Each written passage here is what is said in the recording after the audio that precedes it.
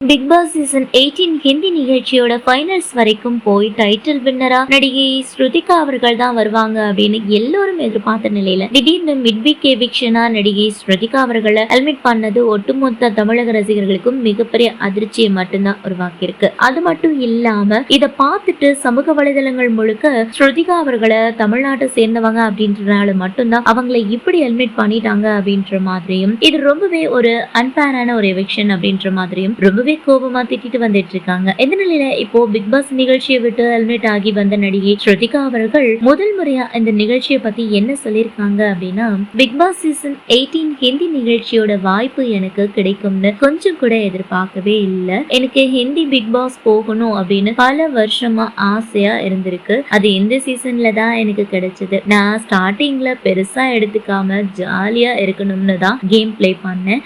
ஆனா நான் நினைச்சு பார்க்காத பல விஷயங்கள் பிக் பாஸ் வீட்டுக்குள்ள நடந்துச்சு. ஒரு கட்டத்துல என்னால சுத்தமா முடியல. அப்போ என்னால கண்ட்ரோல் பண்ண முடியாம ரொம்பவே அழுதுட்டேன். அதுக்கப்புறம் தான் இந்த சீசன்ல ஃபைனல்ஸ் வரைக்கும் எப்படியாச்சும் போய் டைட்டில் வின் பண்ணியே ஆகணும் அப்படின்னு போராடினேன். ஆனா கடைசி வரைக்கும் என்னால போக முடியாம ஹெல்மெட் ஆனது ரொம்பவே கஷ்டமா இருக்கு. நான் மட்டும் வின் பண்ணியிருந்தா அது எனக்கு மட்டும் இல்லாம மொத்த தமிழ்நாட்டுக்கே பெருமையா இருந்திருக்கும். அதே சமயத்துல என்ன திட்டம் போட்டு ஹெல்மெட் பண்ணிட்டாங்க, இது அன்பேரான எவிக்ஷன் அப்படின்ற மாதிரி எல்லாம் சொல்லிட்டு வர்றீங்க. அதை பத்தி என்ன சொல்றதுன்னு தெரியல. ஆனா இவ்வளோ லவ் அண்ட் சப்போர்ட் கொடுப்பீங்க அப்படின்னு கொஞ்சம் கூட, அதாவது கனவுலையும் நினைச்சு பார்க்கல. உண்மையிலேயே ரொம்ப ஹாப்பியா இருக்கு. உங்களுக்கு எவ்வளவு நன்றி சொன்னாலும் பத்தாது அப்படின்னு ரொம்பவே எமோஷனலா பேசி முடிச்சிருக்காங்க. சோ இந்த வீடியோ பார்த்துட்டு இருக்க நீங்க நடிகை ஸ்ருதிகா அவர்கள் சொல்லியிருக்கிற இந்த விஷயத்தை பத்தி நீங்க என்ன நினைக்கிறீங்க அப்படின்னு உங்களுடைய கருத்துக்களை கீழே கமெண்ட் செக்ஷன்ல ஷேர் பண்ணுங்க. மேலும் இது போன்ற பல முக்கியமான செய்திகளை தெரிஞ்சுக்க நம்ம தமிழ்நாடு 360 சேனலை மறக்காம சப்ஸ்கிரைப் பண்ணுங்க.